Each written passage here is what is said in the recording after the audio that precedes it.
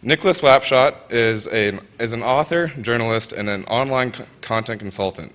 He has earned a degree in politics from the University of York. A former senior editor at the Daily Beast, Mr. Wapshott has served as New York bureau chief and editor of the Saturday edition of the Times of London, business columnist for the Sunday Telegraph, and founding editor of the Times magazine. As political editor of The Observer, he covered Margaret Thatcher's final years in office. Mr. Wapshott appears regularly on CNN, MSNBC, PBS, and Fox News. He is the author of numerous books, including Thatcher, one of the first biographies of Margaret Thatcher; Peter O'Toole, a biography; Ronald Reagan and Margaret Thatcher, A Political Marriage; Carol Reed, a biography; and most recently, Keynes Hayek, The Clash That Defined Modern Economics. Please join me in welcoming our speaker, Nicholas Wapshott.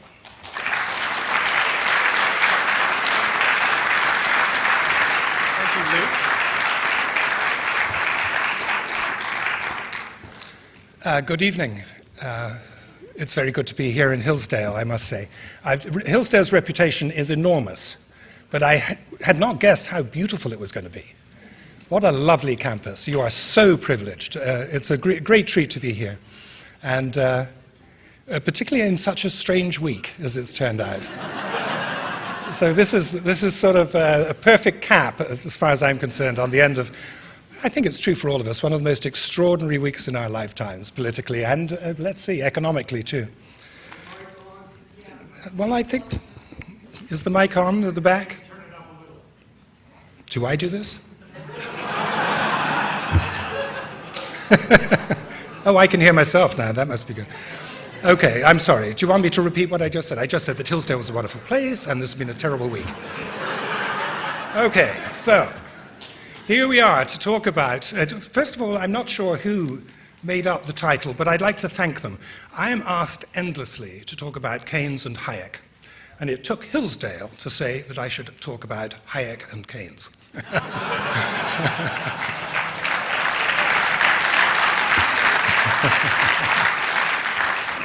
And that's entirely worthwhile. I have enormous admiration for Friedrich Hayek. Anybody who's looked at his long and extraordinary career will understand that he was a man of exceptional abilities. And mind you, I also have extraordinary time for John Maynard Keynes, which might not be shared with everybody in this room. But there's no doubt that John Maynard Keynes was an extraordinary person in terms of the history of the 20th century. Leaving Churchill aside, I don't think anyone except for Keynes did more to change the world. It might be good or bad, but he changed the world in a way that very few original thinkers did. And as a biographer, one of the reasons that I'm delighted with this story, apart from the fact that I'm a political economist, so this stuff has obsessed me forever, is that if you were to write the story of Einstein, you wouldn't be able to put him in a room with Isaac Newton. The big change, the big paradigm shift couldn't be done because the two people weren't there. But in this case, this is a fascinating story. This is a story about how John Maynard Keynes was on the brink of bringing forth his general theory, which would transform economics. It would invent, effectively, macroeconomics and totally change the relationship between governments and the economy and the people that they governed. And he was on the edge of this extraordinary paradigm shift in economics, and there was a late break when Friedrich Hayek from Austria came in order to say, before you get too deep into this, let me give you some warnings. And that was an extraordinary act of courage in a way, but it was also, of course, an act of career advancement. I don't think that anyone would doubt that Friedrich Hayek always had his eye on the main chance, and why not? He was brought up in Austria, of course. That's why it's called the Austrian School, von Mises and so on. They were all genuine Austrians. They lived in Vienna. And he was 1 year more than the century, so he was born in 1899. He had a not very good Great War, as most Germans and Austrians didn't, actually, as it turns out, because they were on the losing side. But he was active in the war, and he fought on the Italian front. Indeed, he almost hanged himself. He was This is the days, this is before satellite technology and so on. This is when you send a guy up on a balloon with binoculars to see what the enemy's doing. And they were bringing him down a bit fast because they'd started bombarding the balloon, and he jumped out early, but he kept his headphones on and he nearly strangled himself, in which case this lecture would never have happened, I suppose. Anyway, happily he survived. But he was an ambitious fellow, and he was a bit, he found it very difficult to guide himself. He was, for instance, interested in, first of all, we should say this, his parents were academics, not great academics, but they were academics, and he thought he had a life in academia, particularly in economics, he thought. But he wasn't quite sure which direction to move in. And then circumstances really introduced him to something which became his life's obsession, really. And that is that when Germany and the Austro-Hungarians lost World War I, and both of their empires collapsed, Austria-Hungary divided into its constituent parts, which included all the bits and pieces of Serbia and Kosovo and so on, but also Austria and Hungary were now separate. And like many countries in the immediate aftermath of World War I, the economy was shot. This was now a new state unit. It was meant to be the head of a big, vast, sprawling trade empire, and now it was just the head. People didn't make anything anymore, if you'll excuse the quote. And he was interested in just what was happening to his country. Inflation had gone crazy. I mean, this is absolutely the time when people turned up with wheelbarrows in order to take their cash home. You could hear, apparently, at sort of 2 a.m, if you put your ear out of your window, you lived in central Vienna, you could hear the printing presses printing the money. It was such dire state. Now, he fell in with, and good luck for him, he fell in with Ludwig von Mises, who, as we know from Israel's good talk this afternoon, von Mises actually is the key to the Austrian School. It's all in von Mises, actually, and almost everything, apart from the late work of Hayek, where he moved into political philosophy. But when it comes to economics, really, von Mises is the boy. But Hayek was keen to stretch his legs. He was keen to move outside of Vienna, and he decided to engage the most famous economist of the time, who was John Maynard Keynes. Now, who was John Maynard Keynes, you ask? Well, he's 16 years older than Hayek, so he is born, whatever, 1899 minus 16 is 83. And he was a wunderkind, to use the Austrian expression. He was, as a young man, he was recruited into the Treasury, the British Treasury, where his amazingly agile, inventive mind allowed him to do instantly amazingly important work. So before World War I even started, John Maynard Keynes came to Wall Street and raised the money. And he didn't just borrow it on behalf of Britain, he borrowed it on behalf of France and Italy, fighting against Germany, Austro-Hungary. An extraordinary responsibility for a man in his 20s. It's just beyond belief.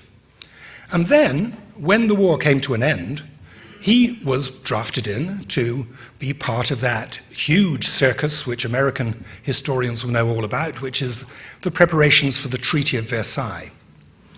And John Maynard Keynes, part of the British Treasury team, visiting that extraordinary drawing room where Woodrow Wilson every day brought in all of the victors together to work out what to do with the wretched Germans and the Austrians. And John Maynard Keynes worked out that actually what they wanted to do was punish the Germans. And that meant turning Germany more or less into an agricultural community, so it would never again wage war on France and on Italy. And Keynes thought this was going to go terribly wrong. And he wrote First of all, he fretted. He almost had a nervous breakdown. He went home, and in a very short time, he wrote a book which would transform him, and it turns out, the post-war world, which was called The Economic Consequences of the Peace. And in that, he predicted that if you punished Germany and Austro-Hungary, as the Allies wanted to do, then what you would do was to store up a range of anger and resentment against the Allies that would spill eventually. First of all, it would be catastrophic. People would be going hungry. There would be mass unemployment. And that German, Austrian population would fall victim to the first dictator who stuck his head above the parapet and said, "Come this way, I've got a solution to it." He went out of his way, actually, to say how Austria was particularly badly treated and how there were women and children who were being starved there, which Hayek must have taken some notice of. And then Keynes started thinking, what happened in Britain was, and it's rather like what's happened after the Brexit, actually, at the beginning of the war, the pound to the dollar was something like 480, and then at the end of the war it was about 360. And what the government in its wisdom decided to do was to restore the value of the pound to its pre-war level. And you don't have to be amazingly smart at economics to work out that actually, if you've got very high prices for all of your goods, your exports collapse. And that's what happened. There was mass unemployment throughout the 20s when America was enjoying an enormous boom. The Roaring Twenties, Flappers, the Charleston, all that stuff. You were going like a fair here. Meanwhile, in Britain, everybody was on the breadline. There were long marches from the north of England to the south and so on. There was turmoil. And he got to thinking that this can't be quite right. By the way, he wasn't an economist at all, Keynes. He was a mathematician, which is no bad thing when it comes to working out economics today. And he decided that something should be done about it. And he got to thinking. First of all, he was amazingly eloquent. He would work for the Daily Mail, which is a tabloid newspaper for middle people, and he would write for Vanity Fair, and he would write for the London Times, which was for the ruling people. He could write in any direction he wanted and make his argument, and what he said was, if these people are by government decision of the currency out of work, then the government ought to find them work to do. And this was revolutionary in those times. Well, Hayek read a great deal of this. His English was rather poor, but he seemed to have reading English like everybody does. You have a language is easier to read than it is to speak. And he read a lot of Keynes. And so in 1927, this is the beginning of what was to turn out to be an extraordinary 20-year-long, I was going to call it friendship, but is there such a word as frenemyship? It's, it's a bit of both, neither one nor the other. In 1927, he, out of the blue, this is some kid in Austria, wrote a postcard to John Maynard Keynes, already a world celebrity, saying, I wonder whether you have a copy of Mathematical Psychics, an essay on the application of mathematics to the moral sciences. Well, as it turned out, as we might understand, Keynes didn't have one of those, but he was so well brought up, he wrote a letter to Hayek and said, sorry, I haven't got a copy of that, but thanks for asking. That letter is now to be found in the Hoover Institution. I don't think they make as much of it as they should. It ought to be actually framed and there as you go in the lobby. But anyway, that was the beginning of what was to turn out to be an extraordinary encounter and duel, which really set the tone for everything that's happened since in terms of, even today, the sort of arguments we have about whether governments should intervene or not. So that was 1927. 1928, he was invited to London by a man called Lionel Robbins. He was the full professor of economics, age 31, of the London School of Economics, and a bright fellow. And he decided that with Keynes in Cambridge, and Cambridge being the place for economics, before Keynes there was a man called Arthur Pigou, who was an extraordinary professor of economics, and before him was a guy called Marshall, and Marshall wrote the book. I mean, that was the textbook. Marshall was everything about economics until Keynes came and upset his fun. And so Hayek was invited by the LSE in order to really set up a rival to Keynes in Cambridge. And it seemed a good idea. As far as Robbins was concerned, here's this great boom going on in Cambridge. If we only set ourselves up as the rival, we'd all do very well out of it. And it's true that Robbins thought of calling von Mises, which would have been the top star of Austrian economics. But I think, as you might have learned from Israel, von Mises was an awkward cuss, to put it mildly. He was troublesome. He had a foul temper, and he was awkward, and he was also a bit old and grand. As far as he was concerned, he was a big deal, and the last thing he needed was to go to London in order to become a junior professor in order to take on someone who he didn't believe in at all. But Hayek said, I'll do it. And this is typical of Hayek. Instead of going to the LSE, he went straight to Cambridge, where he met with a group of people who were devoted to Keynes. I mean, it's difficult to explain the charm of Keynes. Keynes was so eloquent, so extraordinary. People followed him just like disciples, like devotees. And there was a group of them called the Cambridge Circus. And they were all the kids, really, who followed Keynes. And Hayek came to explain what Austrian economics was all about. And he got his blackboard and his chalk, and he started writing diagrams and so on, and it totally flummoxed them. They hadn't got any idea at all. In fact, one of them, the man, if you're interested in economics, he's the man who actually proved that there was such a thing as a multiplier. That is, if you spend £1, it's worth far more than £1 by the time the pound is finished, because if you give the pound to the butcher buys candles from the candlestick maker buys, so on, the money goes down. And this man called Kahn ended up asking Hayek this question: is it your view that if I went out tomorrow and bought a new overcoat, that would increase unemployment? And Hayek said, yes, but it would take a very long time mathematically to explain my argument why that is the case. I must say, to this day, I can't imagine the circumstances in which that would be the case, but he did. So, 1931, this is 3 years later, Robbins says, we want this guy to be a professor at the LSE. And all he has to do is give 4 lectures on Austrian economics, and he's in. And that's what he did. I have given a lecture in the very lecture hall that Hayek gave in the LSE, and I must say it's rather extraordinary to stand there imagining. As you know, Austrian economics gets a sort of mixed press, and even at the LSE it wasn't considered really a hot thing to do for 4 nights in a row. So Robbins drafted a sort of 3-line whip saying, you will be there, and so they all came, and he was indeed given the post. So there he was. The first job that Lionel Robbins got him to do was to review a book by John Maynard Keynes, which you would imagine would be a bit inflammatory, which it was. The idea, of course, and Hayek was delighted with this, was to actually snag Keynes's attention and actually get him embroiled in an argument about his views about borrowing government money and spending it in order to put people back to work. And that's... Therefore, he was given the latest book by Keynes to review. Well, Hayek, now it's true to say that Hayek says, I've told you, his English wasn't too good. He could be a little brisk and brusque, to put it mildly. He wasn't quite as bad as von Mises, probably in temperament, but he was pretty tough.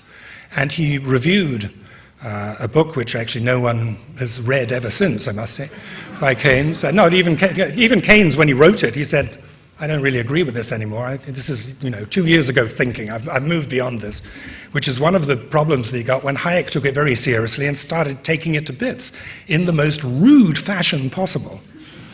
And, well, Keynes never one to turn down a fight.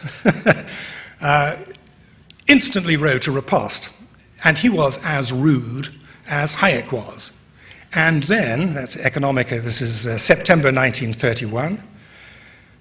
3 months later, they put in Keynes's riposte, followed by the second episode of Hayek's assault on the book, which was even ruder, saying you don't answer any of the questions and you're a past and blah, blah, blah, blah, blah, blah. It got to the stage that Pigou, who I mentioned before, the Cambridge economics person, said, this is sounding like Kilkenny cats fighting with each other. Please stop it. You're giving economics a bad name. But it didn't stop them. They carried on. Even on Christmas Day, can you imagine this? I mean, this is the days of, I'm not sure what the American post office is like. Well, actually, I know exactly what the post office is like. But I can assure you that even in Britain in 1931, on Christmas Day, 3 deliveries, that's an extraordinary thing. 3 to and fro's. And it went on into January, and then finally they sort of gave up on it. The actual details of the argument is not really very illuminating. In fact, it gives you a headache if you try to understand what they were arguing about. But the principle was important. Hayek is now in London, and he's in the right place, because Keynes in the end said, I've done enough with this Hayek guy. There might be something in it, but who can tell? And anyway, I've got stuff to do. Because what he was doing was preparing the full detail of the general theory, which was the thing which was going to transform economics, which was finished in 1935 and published in 1936. So there's sort of 4 or 5 year period. When it came to the publication of the general theory, Hayek, of course, was the obvious person to come out and take it to biz. Why not? But that's not the way it worked out. In Economica at the LSE, they actually chose someone else entirely. They chose Pigou, who himself had been offended by what Keynes was suggesting, and they thought that Pigou was actually just a better counter than Hayek at this time. Hayek, meanwhile, had said to Keynes, you have an economics journal, I wonder whether you would allow me to write a critique of your general theory. Now, Keynes, one of the many things about Keynes was he was amazingly good at the market. He was fantastic at drumming up business. He knew when controversy would sell a book. He was anxious. He'd actually sent proofs of the general theory to Hayek on the hope that Hayek would take it up and cause a fuss. Anyway, didn't happen, just didn't happen. So then it was thought that maybe it was because Hayek was writing a book, which was going to be his equivalent of the general theory. But even that got bogged down. There's a sort of pathetic note he sends to a friend at one stage saying, I'm bogged down in chapter 6. And that's where sort of it stuck. However, the key arguments would come out eventually. And Hayek would be able to take him on. But it meant that there was a sort of resolution of the two of them, having been the bitterest enemies over an intellectual pursuit. It turned out then that Hayek didn't return to Austria in 1938 when Hitler invaded with the Anschluss. He decided that he would become a Brit, and he stayed on at the LSE. And in 1940, in the Blitz, the LSE was bombed, and the university had to move. And they found that there was a college in Cambridge, Peterhouse, which was full of young undergraduate men, and they'd all gone off to the war, so it was mostly empty. So the LSE moved wholesale there. This is typical of Keynes. So Keynes called up Hayek and said, Friedrich, the architecture at Peterhouse is particularly poor. Let me find you some space in King's College, next to me. So he invited his nemesis, his arch-enemy, to become his colleague. And throughout the war years, they would dine on a regular basis. They didn't talk about economics much, as you might imagine, but they both collected old economics books, first editions of economics tracts and things like that. And they got on very well, and their wives got on very well, too. So altogether, it was very happy. I opened my book with an extraordinary event where they both found themselves on the roster for defending King's College Chapel, which is, I don't know if you've ever been to Cambridge, it's the most beautiful, soaring English perpendicular church architecture. They were both sat or stood on the roof with brooms and shovels against the German bombs, incendiary bombs, that were being bombed on Cambridge. Turned out that The RAF had been bombing all of the places where the U-boats were holed up in the Baltic states. They were all medieval towns. And so in order to get at the U-boats, you had to destroy a medieval town. And there was a German, this is a typical piece of sort of German efficiency. Well, if they're going to destroy our medieval towns, we're going to destroy their medieval towns, even though there was nothing military in most of them, certainly nothing in Cambridge. But they sent the bombs over in order to teach Britain a lesson. And that's where these two guys, it's like the beginning of a movie, isn't it? Hayek and Keynes stood there with planes raining overhead.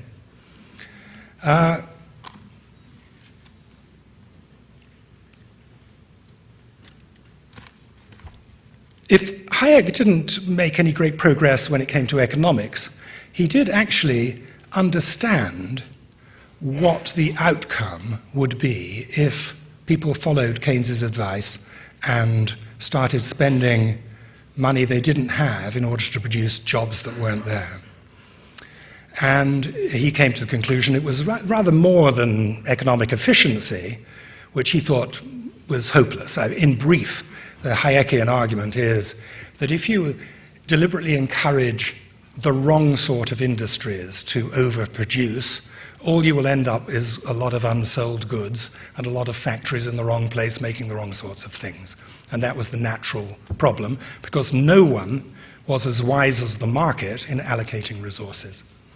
And I must say that it's a truism it's rather hard to deny.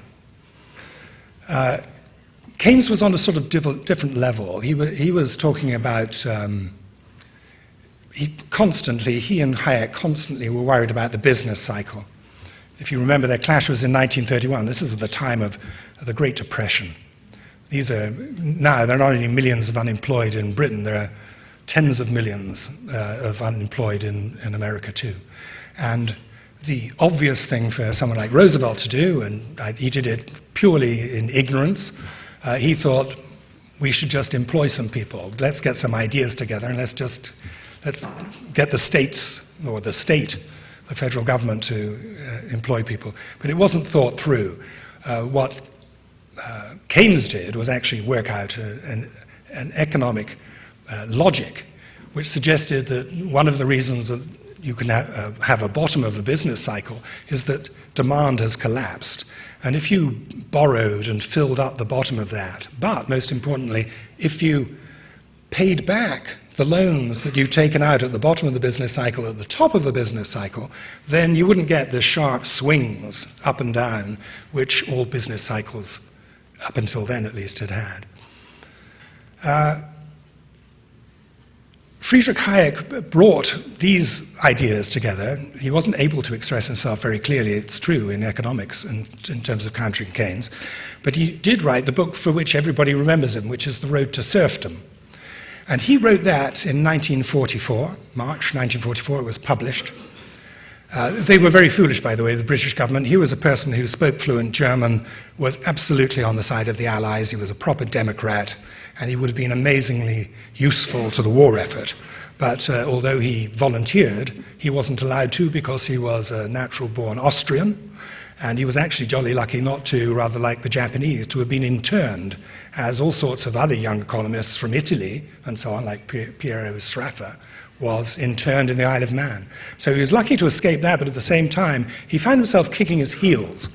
And he started, it became obvious after 1941, as soon as the Americans came into the war, that the economic might of the United States and their manpower and their general drive would mean that Hitler and Mussolini and Japan would lose. So in which case he turned his mind to what the post-war world would be like. And so he, in The Road to Serfdom, if I can find the right, here we are.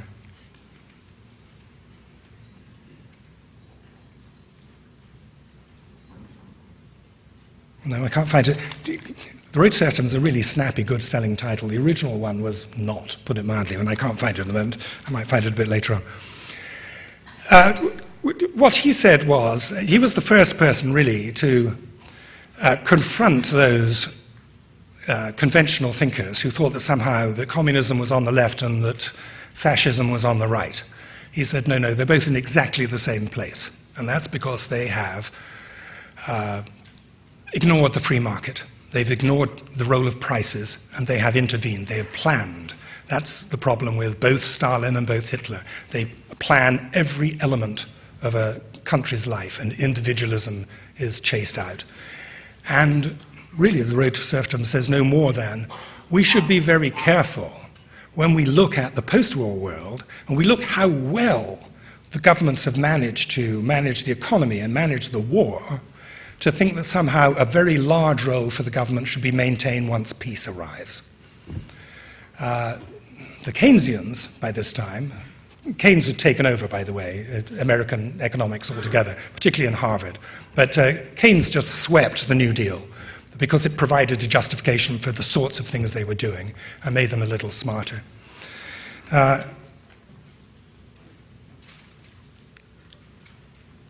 So let's get this to explain it properly. So Hayek argued in Road to Serfdom that he had to be a bit careful about the Russians because they were our allies still in 1945. But knowing that the Nazis had gone, he tried to dress it up, and I'm sure you've all read it. All I can ask is that you read it again, because you will have missed out a lot of stuff. It's a very short book. He wasn't served very well. Reader's Digest bought the rights to it, thinking they'd do him a good turn, and they sort of put out a 50% edition, which sort of missed more of the interesting arguments. But it did make him a great deal of money. They sold more than 1 million copies in the United States alone of The Road to Serfdom, and he found himself a great celebrity. He wasn't actually best fitted to be a celebrity. I mean, whereas Keynes was sort of rock and roll, he liked all of the attention and everything else. Hayek was a bit embarrassed. I mean, even in a crowd this side, he was not very comfortable with it. But it's a very useful piece of work. I was talking at dinner, and so excuse me a little detour here. One of the things that he said in The Road to Serfdom is that there should be a working welfare state, and it should be provided by the central government. If I can find it here, I will read it to you, because it's pretty easy. You might think that's sort of anomalous for Hayek to say such a thing, but remember, he came from a European society where particularly those Germanic ideas, such as Bismarck's welfare state, had been going for a good 50 years before World War II.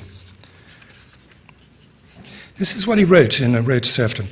There can be no doubt that some minimum of food, shelter, and clothing sufficient to preserve health and the capacity to work can be assured to everybody. Whereas in the case of sickness and accident, neither the desire to avoid such calamities nor the efforts to overcome their consequences are, as a rule, weakened by the provision of assistance, where, in short, we deal with generally insurable risks, the case for the states helping to organize a comprehensive system of social insurance is very strong. So there you are. Food, shelter, clothing, and health was a prerequisite as far as Hayek was concerned. Well, now, Hayek did the same to Keynes as Keynes had done to Hayek. He sent him some proof copies of The Road to Serfdom, hoping that Keynes would make a song and dance and say, "Wah!" in which case help sell the book in Britain. He didn't need it in America, as I've just said. But Keynes was, as he always was, amazingly generous, but there was always a bit of a sting in the tail. Let's see if I can find the very piece. 205, it says here. Excuse me for fiddling around here.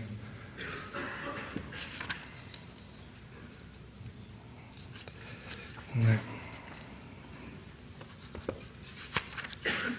I'm so sorry.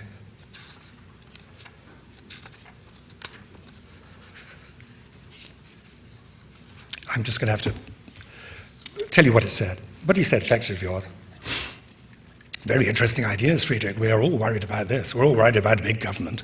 Goodness sake, we just fought the Nazis off. They were big government people.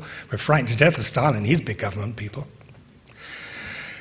But what you say is very interesting, because what you say is actually, yes, let's have the free market and let's organize it properly. Let's have regulation, as you suggest, let's have a referee, let's have all the things that you need to ensure that a market is fair, what we would call today a level playing field. He said, but I notice that you say that there are some things which are so important that actually the government themselves should intervene in the market. And he quoted this bit. He said, in which case, Friedrich, what I think we're talking about here is that you and I would probably most likely agree on most things. It's just a matter of where you draw that line between government and the market. And once you get into agreeing that that's the case, then actually you're not providing anything real different at all. What you're just saying is you're marginally different to me. It was a good argument, and it left him, Hayek, sort of speechless. He didn't know how to respond to it. The very final element of Hayek and Keynes was shortly before Keynes died, when, in King's College, in the senior common room, he did raise the subject of economics, and he said, I've been talking to some of your disciples, and I must say they're taking your theory and they're running with it, and they are doing things which are going to cause enormous trouble. I mean, they take this really as a blank check for governments to do whatever they like, and on as big a scale as they like. And things are going to go wrong, aren't they? And Keynes said, I think you might be onto something. If that were ever to be the case, don't worry, because I will intervene, and it'll take me 3 months just to turn around everybody's opinion, and then it'll be fine. Well, he was dead within 3 months, and that was that. There was no holding anyone back. And as we know, the history of the post-World War II world on both sides of the Atlantic has been, until the mid-70s, until inflation caught up with everybody, it has been Keynesianism run riot. And even presidents like Eisenhower, who really didn't believe in deficit spending, on the other hand, he found a very good way through national defense to set up interstate highways, huge public works program, which passed as defense spending, so it didn't really get into the normal ways. But otherwise, every single president, whatever they've said, until the 70s, used Keynesianism, and the problem is that the business cycle and the electoral cycle don't stay in sync, and the result is that if someone is running a great deficit and they've got an election coming up, they're more likely to pile on with a little more spending, to make a little more growth and a little more wealth come election day. And so the absolute prerequisite of Keynes's dictum was that you should pay debt off at the top of the business cycle was ignored. That led to inflation of a hyper kind. Most of you, by the look of it, will be able to remember the 70s, and it really wasn't funny. Double-digit inflation is not funny. It's bad for everybody. It's particularly bad for working people who constantly have to go back to the boss and saying, could you give me another 16% on what I had last year because the prices have gone up. The person, however, who cured that, or at least contributed to the theory which allowed it to be cured, was a Hayekian, but not so much. He was Milton Friedman, which is actually the subject of my next book. But what Hayek did after the war, after the death of Keynes, was set up the Mont Pelerin Society. And he said, he brought together a whole bunch of maverick conservatives and libertarians and columnists, and he took them literally up a mountain in Switzerland, and he gave them a lecture, and he said, look, the left in the past has had all the running. It has all the great ideas, it has the romantic notions, it has the big utopian future.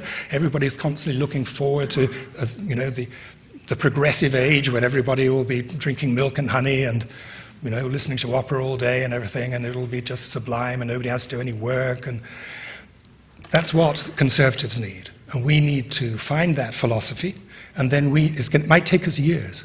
It could take us 20 years. Well, it actually took them 30 years before they really made any progress.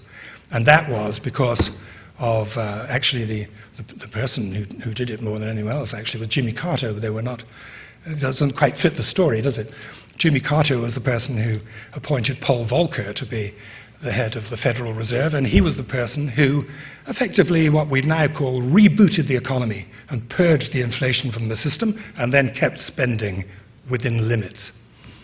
I think that Friedman said you could go up to 2% a year is about as much inflation as you would want in your economy. So things changed, but Friedman actually wasn't, I don't want to confuse this too much, but Friedman wasn't an Austrian, although he was amazingly fond of Hayek. And Hayek always used to say that Friedman and Keynes were closer together than he was to either of them. So I'll leave you to explore with your extra reading exactly what those complexities are.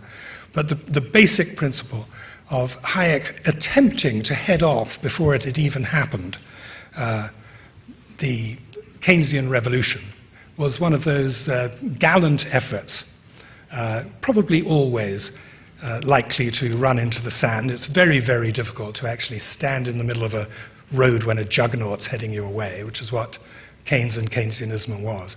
But there's no doubt that he was the person who put down the marker, which allowed 40, 50 years on, a different way of looking at the economy, and one which we have been in more or less ever since.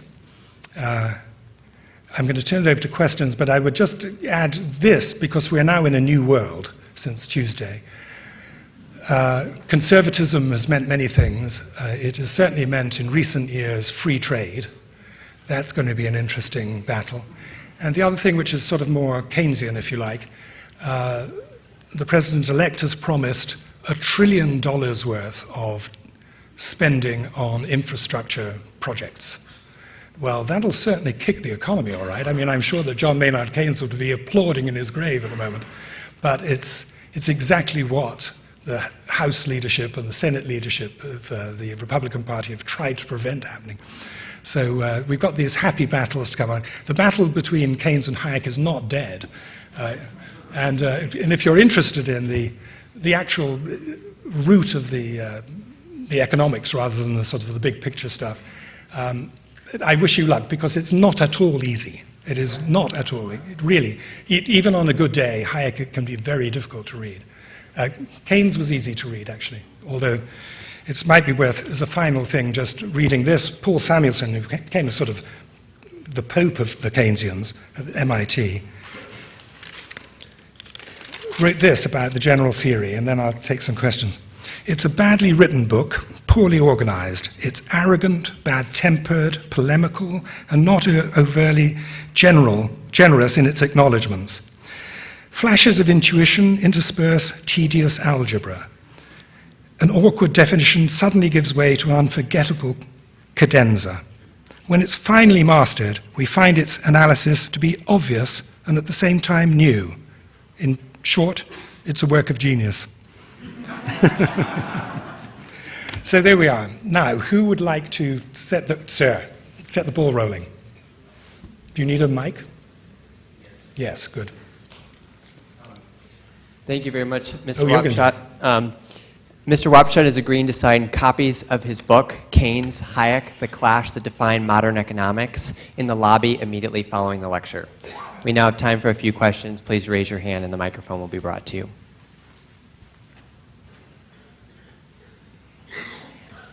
Thank you, Christian. You said that John Maynard Keynes had experience in economics, but how is it that he decided to come to the conclusion that more government intervention can help spur economic growth in which history tells us time and again throughout history it's been proven that that does not work in centrally planned economies? Oh, well, it's interesting. And how far are you going back? You know who built the Colosseum? Did a lot for growth. It's actually big, large projects traditionally used to boost growth. It's a matter of what they then do to the economy. Do they corrupt it so that you can never wean yourself off it? That's what Hayek was worried about. If you spend the amount of money that you need to spend in order to stop a recession from happening, where does that money go? Does it end up in the wrong places? Does it end up getting wasted? And I guess the short answer is yes, but I think that Keynes would say yes, but that doesn't matter, because in the meantime, you've employed a lot of people, they've all paid taxes, the human spirit has been maintained and all the rest of it, and so it might be worth that little problem. And Hayek, I must say, was never able to say exactly what would happen. He just said, the world is so complicated, things could go terribly wrong, but I can't tell you exactly what, which is not the strongest opposition to something which is promising sort of heaven on earth. Keynes had the easier thing. He just pushed against an open door. The governments wanted to spend this money anyway. And that's the problem, I guess. Keynesianism is too attractive, and even the president-elect seems to think so too. Yes, thank you. Hello. You attributed the quashing of inflation to Jimmy Carter. Now, having bought my first house in 1978, I can tell you the interest rate was 11.5%. As I remember, Ronald Reagan beat Jimmy Carter on the basis of the so-called misery index, which was a combination of inflation and interest rates, and it was horrendous. Inflation must have been 11 or 12%. So I was surprised that you claimed that Jimmy Carter quashed inflation. Well, there is an irony. Paul Volcker is credited with purging inflation from the system. You can't do it overnight. Paul Volcker, actually a lifelong Democrat, I see him quite often in New York, still alive, still fascinating, still completely contrary to his own party when it comes to economics. But he was the guy who actually insisted that a recession be introduced. That was painful too. But coming out of the recession, there was no inflation left. What Reagan did was confirm that Volcker should stay as the chairman of the Federal Reserve. But actually, many of these things happen in the administration before, and they don't quite come out. So I think the Carter, by the way, undoubtedly one of America's most intelligent presidents. I don't know whether you've ever met any presidents. Bill Clinton, plainly a very intelligent man. But Carter, astonishingly bright man. And I don't know whether he knew what he was doing, but anyway, he should take credit for it. No.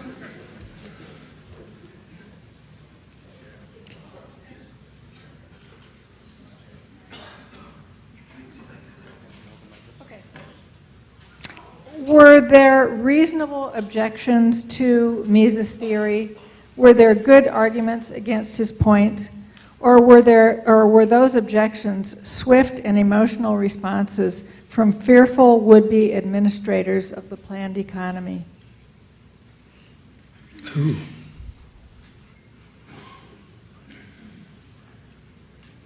I don't think I don't think the individuals were important either to Mises or indeed to those individuals. The individuals didn't read von Mises, and von Mises made no attempt to popularize his theory, or very little attempt. This was an academic thing. So as far as he was concerned, and by the way, if you read one book, it's Socialism by von Mises, where he explains that the border between the free market and tyranny and socialism started as soon as government started to intervene in this. Sure, I'm sure that the people who would get fired, maybe, except that what we know about government is however much you cut it, it's the benefits, it's all sorts of things that go, but the people who actually run it, on the whole, don't get fired. So it's not easy. Mises wasn't in the real world, actually. And so your sort of question, which is immensely practical and a good one, I don't think he would have met many Treasury officials. I mean, he himself was one, of course. I should have said that, of course, von Mises was employed by the state and then employed by American universities for his whole life. Friedrich Hayek never got a private sector job in the whole of his long life. He made a fortune out of the road to serfdom, which he wasted mostly on a first wife, who he left on Boxing Day with 3 young children, in order to marry his childhood sweetheart because he'd made an error 20 years before. He ended up, poor Hayek, he tried to get a job at Chicago in the economics department. Friedman stopped him going there, said it wasn't the sort of economist we needed. Instead, he had to have a sort of second-rate job in a social science department. He made no money in his life. He didn't even prepare for his old age. He had to sell his books to a German university. Then he had to move to Germany in order to be able to use his own books before, shortly after that, he died. So actually the life of Hayek as someone who was as a private sector operator really doesn't come about at all. I do mention here that he got very close to doing some proper private sector work when he came on a one-way ticket to study at NYU. The professor had gone out to the Hamptons for the weekend, and so he was sort of stuck with no money, no cash at all. And he went into a cafe and said, "Have you got any jobs?" And they said, "If you come back at 6 o'clock, you can wash the dishes." Happily for Hayek, the professor arrived about 5:45, so he didn't get his hands soapy at all. So that saved him from that. Meanwhile, this is one of these paradoxes, which are the key to good storytelling, really, is that Keynes, who people describe as a socialist, was never anything of the sort. He wasn't even a member of the Labour Party in Britain, and the Labour Party is hardly socialist. He was always a lifelong liberal. He also was a master at manipulating the market. He used to stay, this is a job I'm looking for, he used to stay in his bed till noon on the telephone as he called up his brokers selling mostly currencies during the 20s. He lost a lot in 1929, but then he made it all back within a year and a half and more. He was a master moneymaker. The Bloomsbury Group that you will know about, artists, poets, novelists, and so on, the reason that they were able to pursue their artistic endeavors was because Keynes looked after their little trust funds that their parents had provided them with, so they didn't have to do any normal work, if you like, in their life at all. They could be purely aesthetic. It's an extraordinary story, Keynes. He lived more than one life. And it's not really fair to to pin him up with Hayek. I mean, very few people could. It's a bit like Churchill than anybody. It's very difficult to counter that. Sir. Thank you. I'm going to oversimplify things a bit, I think, but my understanding is the Austrian School has never been implemented by any country, whereas Keynes has taken over since the war. And I just wonder if the politicians look at the Austrian School as totally free market, devoid of government intervention, then what would a president do? What would the Federal Reserve do? I mean, they wouldn't have a job. Does that play into any of the thinking? You raise what you say is fascinating, and it raises so many important points. Well, it's true to say that if you didn't waste any money on government, you wouldn't waste any money on the House of Representatives or the Senate or the presidency. So you might remove democracy altogether if you leave it all for the. Hayek was a great one for saying. I mean, Hayek was never political. He castigated Friedman, who went to work for Richard Nixon. He said, "You shouldn't do that. You should never mix with these people. This is bad." Just give them the plan and let them mess it up. But don't get involved yourself. And that's sort of true. The implications of the Austrian School could be immensely traumatic. If you had to balance the books, what debt we've got, 1.2 trillion at the moment? Well, even if you did that over the course of 10 years, considering that there's very little discretionary spending left in the system, you'd either have to cut drastically Social Security or defense or Medicare. I can't see any, notwithstanding the president-elect, I can't see anyone quite brave enough to take that on. What's more, Keynes was right in as much as if you've borrowed 1.2 trillion, that money is in the system, and if you take it out of the system, you're going to get a depression of some large size. So the Austrian School, I think, is what Hayek did in the Mont Pelerin Society, which is to say, what we need is a goal. We need a mission. We need a way forward. We need something that all conservatives, and maybe libertarians too, would have to march in step, just as the left has, over its sort of socialistic utopias. But as for being practical, I'm not sure. I mean, he was in favor of no borders at all. I mean, the free movement of labor. He wanted free movement, except that, you know, you wouldn't build the wall, you'd knock it down, you know. He was interested in the removal of democracy from cities, for instance. That is, if a private company wanted to run a city as like a sort of big-style gated community, then that'd be fascinating. And if you didn't like living in your city because it didn't do what you wanted, you just get in your car and you move to the next privately owned city that did the same thing. It's great in utopian terms.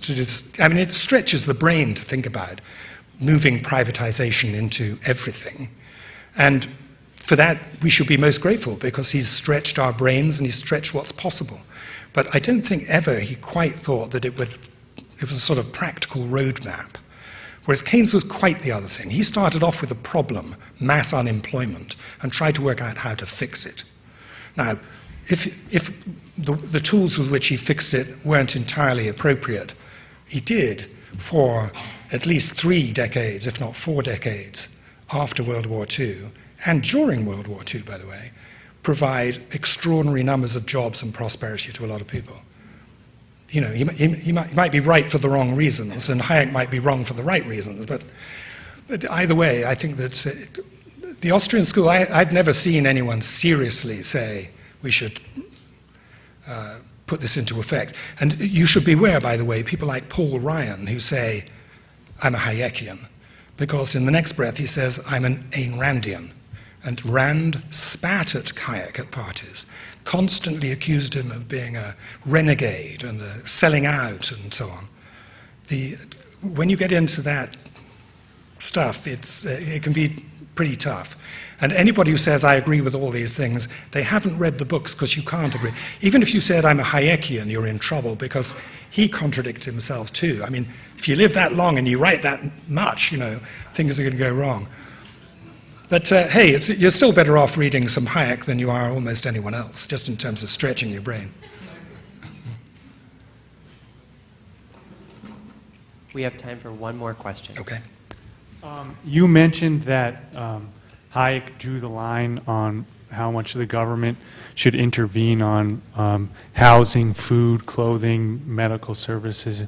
Where would you say Mises drew the line on that? I wish I knew more about Mises. We need Israel back to tell you, because I just honestly just don't know the answer to that.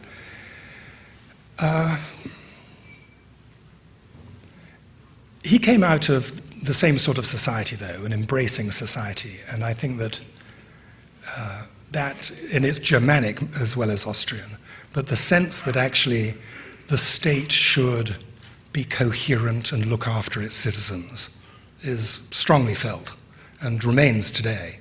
It was strongly felt during Nazi Germany too, but you know, you ask Mrs. Merkel, as far as she's concerned, everybody should be in a job, everybody should have a home, and so on. And it's not a party divide in that sense. But whether Mises actually put it as clearly as Hayek put it in The Road to Serfdom, I don't know. I mean, it's interesting that Hayek, of course, never referred to it again, even though he was constantly being badgered by people saying, but how do you do all this? You know, why don't you get welfare dependency? All the other things that we know could happen if you look after people a little too comfortably. So, I don't know. We must just write a note to Israel. He'll tell you. Thank you, Mr. Wapshott. Thank you. Thank you very much.